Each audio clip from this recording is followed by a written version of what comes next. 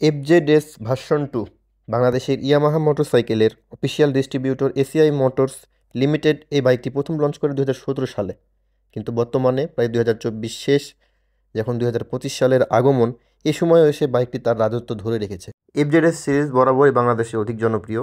এই সিরিজের বর্তমানে বাংলাদেশে এফজেডএস ভার্সন 3, এফজেডএস ভার্সন 4 দুটি বাইকই বাংলাদেশে অ্যাভেলেবল রয়েছে। এই এফজেডএস ভার্সন 4-এর যুগে এসেও এর প্রায় 2 জেনারেশন আগের বাইক এফজেডএস ভার্সন 2 কিন্তু বর্তমানে বাংলাদেশের মার্কেটে অ্যাভেলেবল রয়েছে এবং যার চাহিদা বর্তমানে এসেও কিন্তু আকাশচুম্বী। বাইকটির বর্তমান বাংলাদেশ বাজার মূল্য 2,25,000 টাকা। আর এই বাইকের প্রাইস নিয়ে অনেকের অভিযোগ, অনেক বাইকার এই বাইকের প্রাইস নিয়ে হতাশ। আসলে হতাশার জায়গাটা থাকাটা খুব স্বাভাবিক, কারণ এই প্রাইস রেঞ্জে যদি আমরা অন্য কোম্পানির বাইকগুলোর সাথে বাইকের কম্পেয়ার করি, তাহলে বাইকটা আসলে বেশ কিছুটা পিছিয়ে এবং অনেকের মতে বাইকটা ভ্যালু ফর মানি না। এর মূলে রয়েছে অ্যান্টি-লক ব্রেকিং সিস্টেম, এবিএস এর অনুপস্থিতি। দেখুন, বাইকটির দাম যখন 2,30,000+ তখন অবশ্যই আমরা বাইকটির ব্রেকিং সিস্টেমে এবিএস সিবিএস ব্রেকিং সিস্টেমের আশা করতেই পারি, এবং বাইকটির লাইটিং সিস্টেমে যখন আমরা হ্যালোজেনের ব্যবহার দেখতে পাই, এই যুগে এসেও যখন এলইডির ব্যবহার দেখতে না পাই, তখন অনেককে হতাশ করে। তো আজকের ভিডিও তাদের জন্য যারা 2024-এর এই শেষে এসেও বাইকটা কিনতে চাচ্ছে। এই বাইকটির নেগেটিভ সাইড নিয়ে যখন আলোচনা করতে চাই, তখন হ্যাঁ, শুরুতেই যে বিষয়টি চলে আসে সেটি হচ্ছে বাইকটির মিটার। দেখেন, বাইকটা হচ্ছে 150 সিসির একটি বাইক, এবং এই সেগমেন্টের যে বাইকগুলো এখন বাংলাদেশের বাজারে অ্যাভেলেবল আছে, তাদের সাথে যদি কম্পেয়ার করি, বাইকটার মিটার কিন্তু বেশ পিছিয়ে, এবং বলা চলে এর মিটার ব্যাকডেটেড। অনেক ফিচার্স এবং অনেক ইনফরমেশন বাইকের মিটারটাতে মিসিং, যা বাইক প্রেমীদেরকে বেশ হতাশ করে। যা বাইকটা বারবার আপডেটেড হয়ে আসলেও এর মিটার নিয়ে তেমন কোনো নতুন সংশোধন করা হয়নি বা কাজ করা হয়নি, যা বাইকারদেরকে বেশ অস্বস্তিতে ফেলে।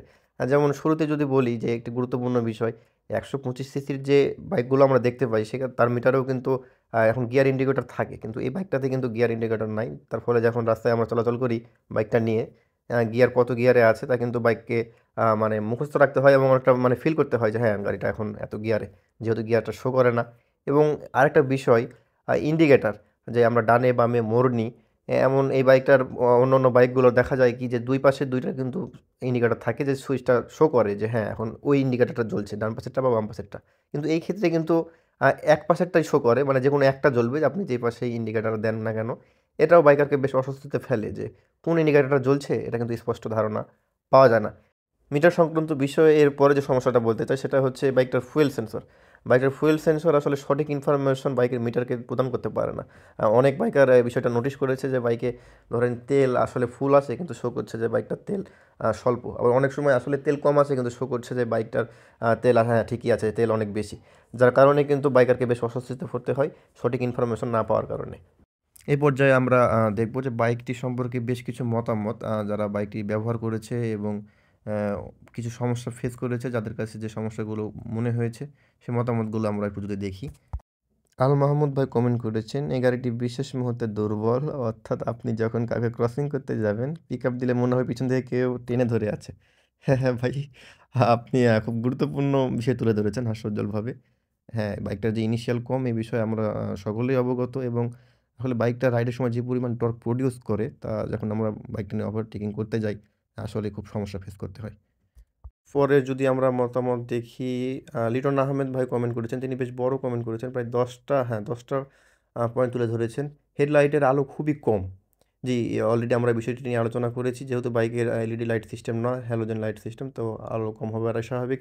অল্প দিনেই ইঞ্জিনের রং উঠে যায়। তিনি একটি নতুন সমস্যার সমাধান করেছেন। এই বাইকের রেডি পিকআপ কম। জি, এটাও ইতিমধ্যে আলোচনা হয়েছে, যেহেতু বাইকটা ইনিশিয়াল কম, টর্ক কম অবশ্যই। টপ স্পিড কম, ম্যাক্সিমাম পাওয়ার কম। সে কারণে টপ স্পিড অবশ্যই কম হবে, স্বাভাবিক। এরপরে যে পয়েন্টটি দেখতে পাচ্ছি, বাইকের মিটারের ঘড়ি নেই, ট্যাঙ্কিতে ৪ লিটার তেল থাকলেও মিটারের দাগ লাফায়। জি, মিটার সংক্রান্ত সমস্যা নিয়ে শুরুতেই আমরা আলোচনা করেছি। বাইকটির ফুয়েল সেন্সরের সমস্যা, এবং মিটারটা বেশ ব্যাকডেটেড, ইতিমধ্যে আলোচনা করে ফেলেছি। বাইকটির নেগেটিভ সাইড যদি আমরা ভালো করে পর্যালোচনা করি, তাহলে যে বিষয়টি ফুটে ওঠে, হ্যাঁ, সমস্যাগুলো খুবই কমন, এবং বেশিরভাগ মানুষই একই সমস্যাগুলো ফেস করেছে। তো ভিডিওর এই পর্যায়ে যদি আমরা বাইকটির ভালো দিকগুলো নিয়ে বলতে চাই, দেখেন, এতক্ষণ তো শুধু নেগেটিভ সাইডগুলো আলোচনা করলাম। তো একটি বাইক 2017 সালে লঞ্চ হয়েছে, 2024 অলমোস্ট শেষ, এখন 25 শুরু। বাইকটা কিন্তু এখনও মার্কেটে আছে। দীর্ঘ সময় ধরে যে বাইকটি মার্কেটে আছে এবং এত জনপ্রিয়, এই জনপ্রিয়তার পিছনে নিশ্চয়ই যৌক্তিক কারণ আছে, এবং বাইকটির ইতিবাচক কিছু দিক আছে। জি, এই বাইকটির পজিটিভ বিষয়গুলো নিয়ে যদি আলোচনা করতে চাই, শুরুতেই বলতে চাই ফুয়েল ইনজেকশন এফআই সিস্টেম, যা বাইকটির ট্রানজিশন স্মুথ করে। বাইকের এই এফআই প্রযুক্তি থাকাতে বাইকটিতে কিন্তু একটু ভালো মানের মাইলেজ পাওয়া যায়।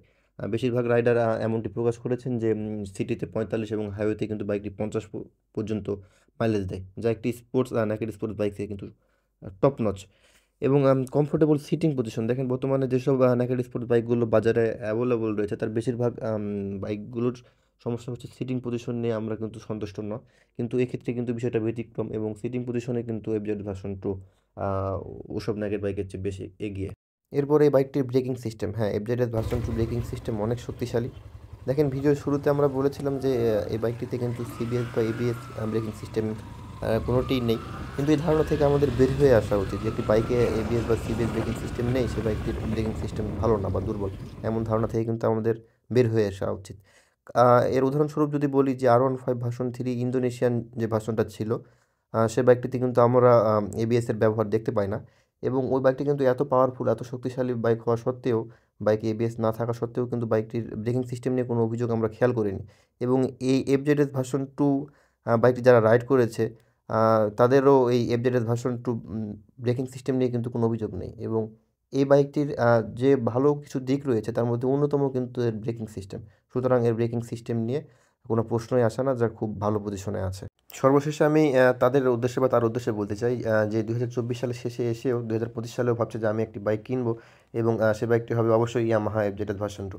দেখেন আপনার উদ্দেশ্যে বলতে চাই, বাইকটা কিন্তু আপনি নেবেন, আপনি ইউজ করবেন, আপনি রাইড করবেন, তো বিষয়টা আপনাকে দেখতে হবে যে আপনার যতটুকু প্রয়োজন চাহিদা তা এই বাইকটা আসলে ফুলফিল করতে পারছে কিনা। বাইকটার হ্যাঁ অবশ্যই কিছু খারাপ দিক আছে, নেগেটিভ সাইডগুলো কিন্তু আমরা আলোচনা করেছি, তবে তা আপনি অবশ্যই স্যাক্রিফাইস করতে পারবেন যেহেতু বাইকটা আপনার ওই যে পছন্দের জায়গা থেকে আপনার নেওয়া।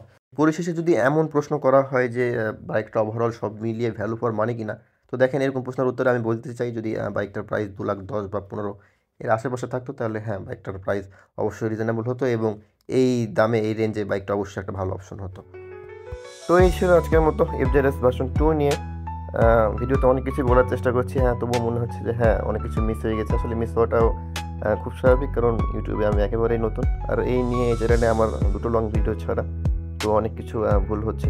যদি আপনাদের মনে হয় যে হ্যাঁ ভিডিও ভালো হচ্ছে, আমার কন্টিনিউ করা উচিত, তাহলে অবশ্যই সাপোর্ট করবেন এবং পাশে থাকবেন, আর ভুলগুলো অবশ্যই ক্ষমা সুন্দর দৃষ্টিতে দেখবেন। নেক্সট ইনশাল্লাহ আরও সুন্দর করে ভালো কিছু দেওয়ার চেষ্টা করব। তো আজকের মতো এখানে শেষ করছি। আল্লাহ হাফেজ।